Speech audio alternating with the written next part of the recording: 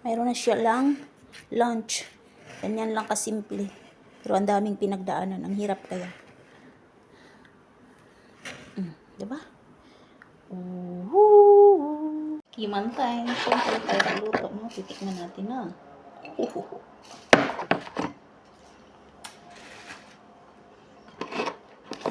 Saging. Saging.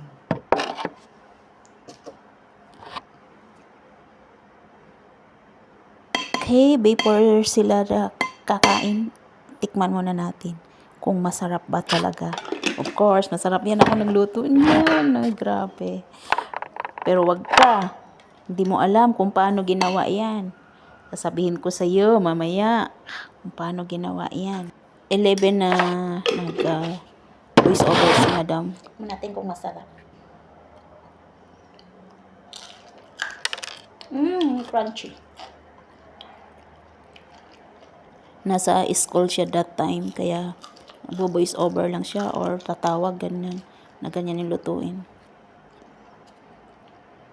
Sinadya ko siyang sinunog doon. Masarap kasi pag sunog.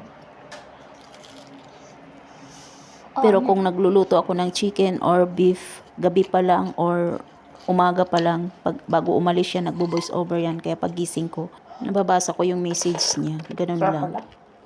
Okay, back to my kitchen. Patatas yung ating patatas pa rin. Kiwa ako ng patatas dyan. Ito yung ginamit ko na kutsilyo, may design siya.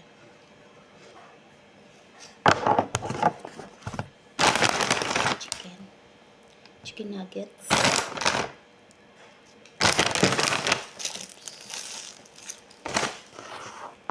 Hugasan muna natin.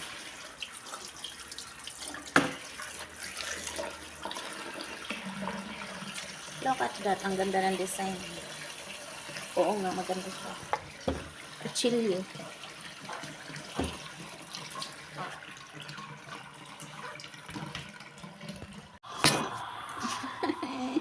Painit tayo ng mantika.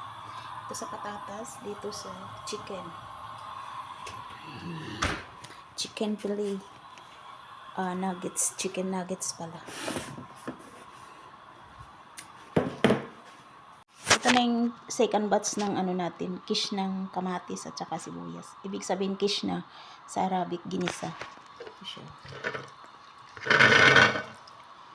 Second batch. Mayroon pa mamaya or the other day. Ito yung ginagamit araw-araw pag nagluto. Pag nagluto ng itlog, nagluto ng tuna. Tulad nito. Diba? Nagluto sila ng tuna kaninang umaga. Si Madam at saka yung alaga niya. Ito pumasok sa school breakfast. Ayan na. Kaya kailangan para hindi na sila maghiwa-hiwa. Ito yung pang araw-araw. Nakagawa tayo ng 5 cellophane. Habang nagpiprito tayo. O diba? Madali ang trabaho. Ay, sus.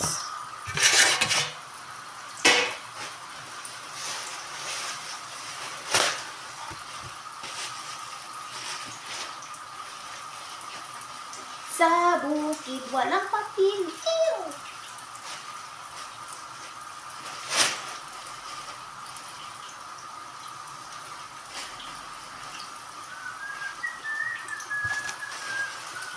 Na sa akin ay nag-aalay ang pag-ibig na tunay at di magwawakas.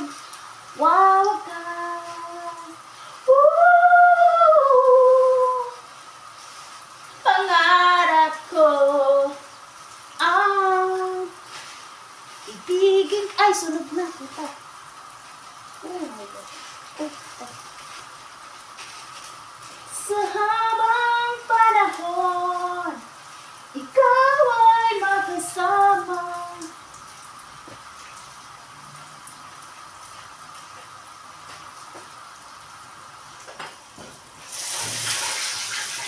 Ayan, sunog na niluluto kung ano-ano kasi ginagawa nitong babaeng to.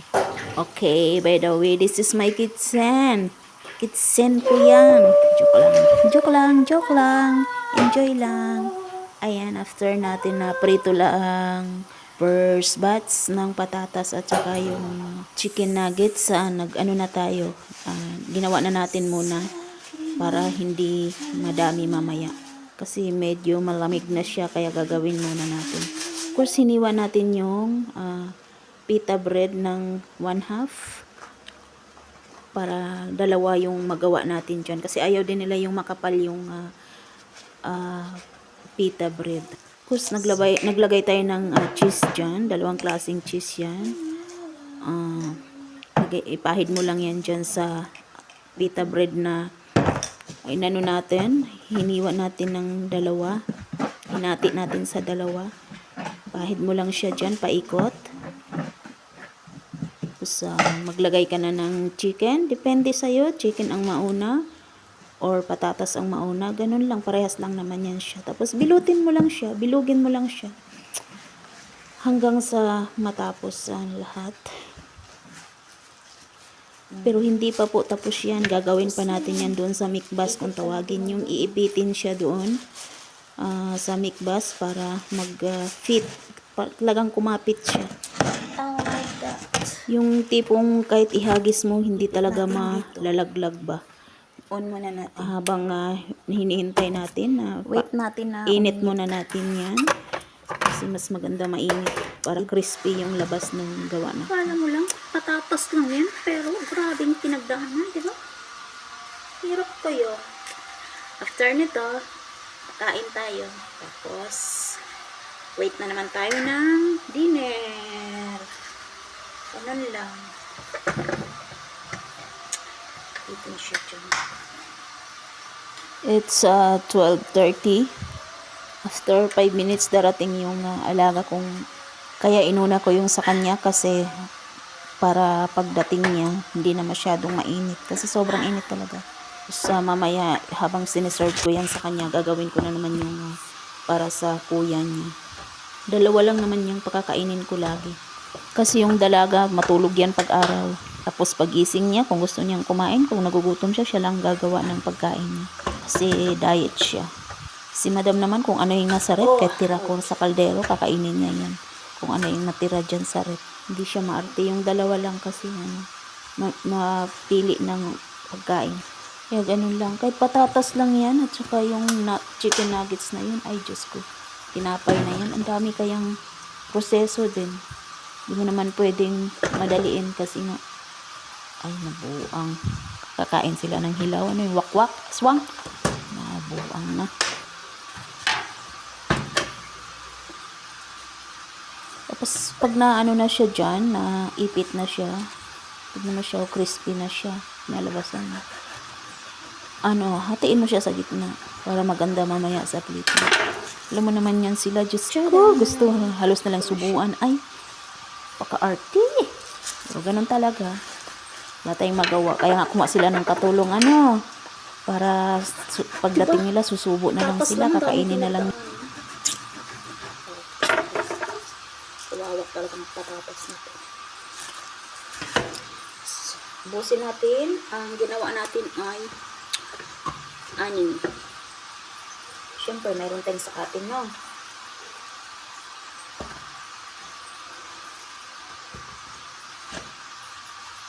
Nanap ko yung sa akin kasi yung chicken nuggets ko ang hangin. Sinisilip-silip ko baka makain ng mga alaga ko. MRT yung mga yun. Nanap ko yun.